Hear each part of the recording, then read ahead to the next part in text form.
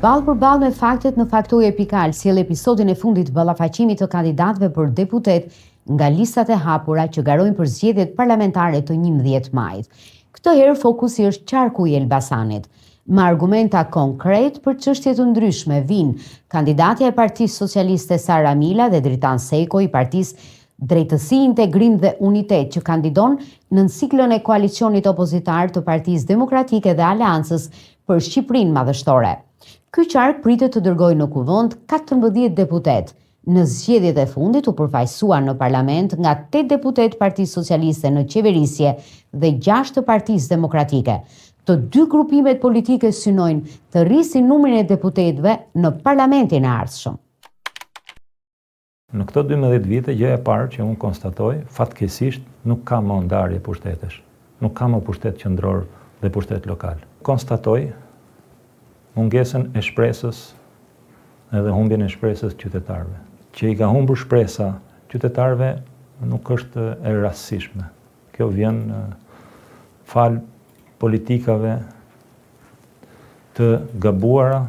Unë nuk e harroj asnjëherë që Partia Socialiste vjen nga 12 vite pushtet, kush punon edhe gabon, kështu që ky riciklim i figurave dhe kaq shumë prurje të reja jo vetëm në moshë, po edhe në profesione dhe në larmishmërim që ka lista tek përfaqësuesit e Partisë Socialiste, i ka dhënë një frym tjetër të paktën qarkut të Elbasanit. Elbasani është qyteti ndër më të varfër. Çfarë ndodh nëse qytetarët do ta shikojnë dhe do ta vlerësojnë programin që ofron koalicioni.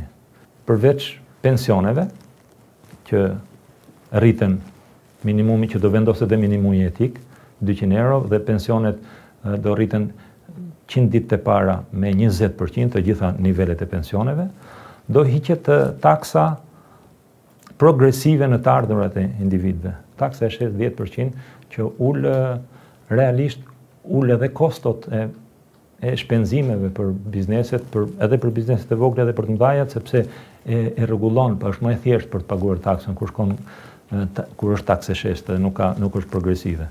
Për biznesin e madh ulet TVSH-ja nga 20 në 15%. Është një ndryshim shumë i madh i uljes kostove të jetës përditshme, edhe një shtim i të ardhurave për biznesin. Unë mendoj se do t'jetë ky 4 vjeçari i Elbasanit, ku Elbasani do jetë prioritet në fakt i qeverisë shqiptare.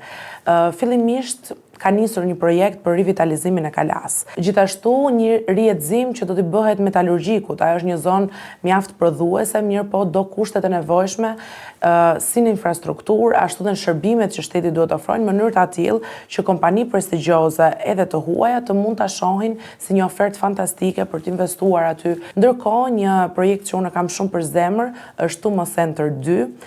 Ju tashmë e dini se sa projekti mirë është ai në Tiranë, ku tek piramida me njëherë sa po të shkon shenjë tjetër gjallëri prej Tumo Center që mbledh të gjithë të rinjt dhe i mëson atje të kodojnë, i mëson mbi teknologjinë dhe shumë shpejt një godinj që tashmë ka qenë materniteti i vjetër i Elbasanit do të dedikohet i gjithi një Tumo Center 2 ku në fakt do të jetë një thirrje shumë e mirë për gjithë të rinjt e qytetit.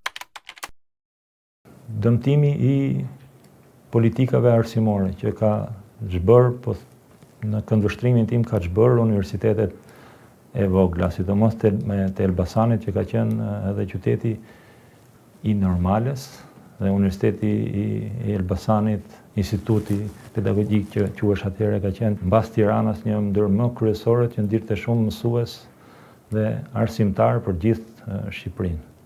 Sot me keqardhje, jo sot, po ka shumë vite që shikojmë që është në një mungesë totale të studentëve.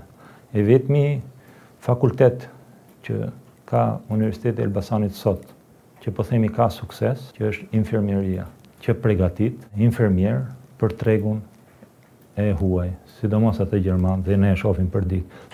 Pjesërisht mendoj se kjo ka ndodhur për faktin se Elbasani tashmë është shumë pranë Tiranës. Dhe mendoj se me njerëzit e duhur dhe me projektet e duhura që mund të funksionojnë si një trampolin, si një katalizator midis atij zhvillimi që tashmë kryeqyteti e ka dhe e ka të padiskutueshëm, të mundemi që një vend si Elbasani, i cili është vetëm 25 minuta larg me makinë, të mos ndihet ky ndryshim. Të gjithë këto projektet që ne i folëm në vit të parë do kenë të rinjt në fakt. Kështu që unë besoj duke pasur më shumë mundësi reale punësimi dhe punësimi cilësor, aty do ketë dhe më shumë kërkesë për shkollim profesional, për shkollim më të mirë, sepse do gjendemi përpara faktit që duhet të jemi mjaft përgatitur përpara turistët huaj.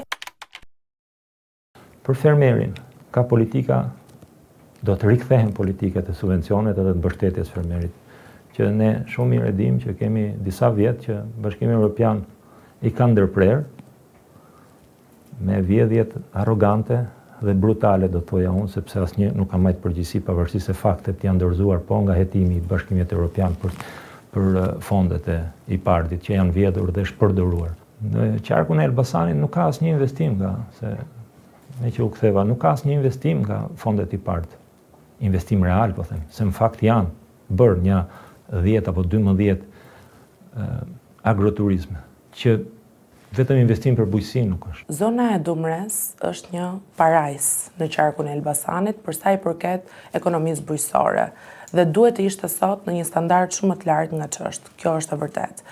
Mirëpo, duke qenë se Shqipëria ka trashëguar një lloj kaosi edhe për sa i përket menaxhimit të asaj që do ishte në fakt motori i ekonomisë, paktën për qarkun e Elbasanit. Unë shoh frytet mira tek iniciativat mira që janë marrë tani, pa diskutim që ka ende nevojë për përpilime shumë të sakta për sa i përket subvencionimeve, për sa i përket ndërhyrjes së shtetit si rregullator nëpërmjet punës që fermerët bëjnë. Në censusin e fundit që është bërë para një viti, me gjithë problematikat që ka pasur ky census, vonesën nuk e dim pse i ka pasur, po ta zëm sikur ato që na kanë nxjerrë janë vërteta. Qarku e Elbasanit ka 200, pak më shumë se 220.000 vetë, që do të thotë është pothuajse gjys për gjys. Kjo është një situatë tragjike, do thoja unë. Ka një hiperbolizim të shifrave nga ana e opozitës, megjithatë ato që janë dhe ato ike që janë të faktuara edhe nga Instati është një realitet. Kjo në fakt është një fenomen që i ndodh vendeve në zhvillim. Unë jam pro lirisë individit, mirë po për sa i përket vendit, me patjetër që është e dhimbshme që një pjesë e mirë e popullsisë, sidomos të rinjve, të mos i kesh në tregun e punës. Unë mendoj se kjo do të rregullohet vetëm nëse ne do të ofrojmë një ofertë shumë të mirë. Në fakt është bërë një bujë shumë e madhe mediatike, mendoj goxha dhe i hiperbolizuar për këtë situatën e mafjas në Elbasan, sa ne jemi të gjithë duke u bërë pjesë në sensin e asaj që duket sikur bashkëjetojmë me një situatë kaq tragjike. Nuk është e tillë. Në Elbasan jetohet shumë qetë, kontingjent të tillë nëse ka, unë e thash, drejtësia merret me ta dhe nuk merret asara as dikush tjetër dhe jam e lumtur që drejtësia sot funksionon, por nuk ka vend as për frikë, as për panik dhe nuk është qarku i Elbasanit apo dhe qyteti i Elbasanit konkretisht një nga ato vendet pasigurta apo të mbërthyera nga individ caktuar apo nga grupe të caktuara. Dikush i ka mbaruar fëmia shkollën, vajza shkollën, që i pata para 2 ditësh, thotë aplikojmë, po nuk fitojmë dot, po s'patë mik. Dikush tjetër thot që nuk i del pensioni, mund të ketë 2 muaj, 3 muaj dritat pa paguar që rrezikojnë për t'i prej dritat. Një nuk bën dot legalizimin, një nuk merr dot leje ndërtimi. Një rast tjetër, miqt të mi shkuan në spital për një krizë, edhe thon nuk më fërshëlleu njëri, tha fjalë për fjalë. Dikush ka një legalizim në proces, dikush ka një problem me rrjetin e ujësjellse, dikush ka një problem me ndriçimin, dikush ka një problem me rrugën aty tek lagja. Aty pastaj bëhet në fakt edhe një lloj kështu ngatërrimi midis asaj çka duhet bëj ligjvënësi dhe asaj çka duhet bëj pushteti lokal. Mirë, po ne aty jemi për të dëgjuar dhe për të referuar gjitha problematikat, kështu që absolutisht gjitha na bëjnë mirë. Ajo që unë e shoh si shqetësim është një lloj mosbesimi tek kandidatët, tek deputetët. Unë sa herë që dal nga shtëpitë e tyre, këshilla e vetme është mos ndrysho. Unë nuk do bëj asgjë më shumë për qytetarët atë që do bëja për veten dhe për vendin tim. Them që Shqipëria ka nevojë që të rritet në gjitha dimensionet. Si do rritet?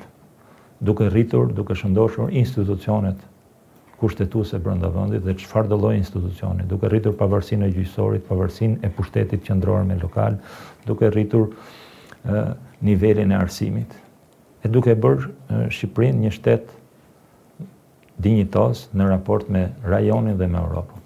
Kur kam shkuar në fillim që ka nisur e gjithë fushata, i kam thënë të gjithëve se nëse emri im, ajo çfarë unë përfaqësoj, dhe gjithë energjia që unë si njeri kam, nuk do të çojë dot të paktën te target grupi të rinjve që janë fakt edhe ata të cilëve unë ju ofrohem më shumë, ndoshta do ta kisha lënë fare sigar ose do ta kisha lënë të rrithte pa shumë shpresë. Mirë po kur kam parë se në fakt modeli im ka frymzuar shumë prej tyre. Kjo më ka bërë që të luftoj fort dhe kjo më ka bërë që të bëj një fushat ndryshe, një fushat ku unë jam shumë vetja.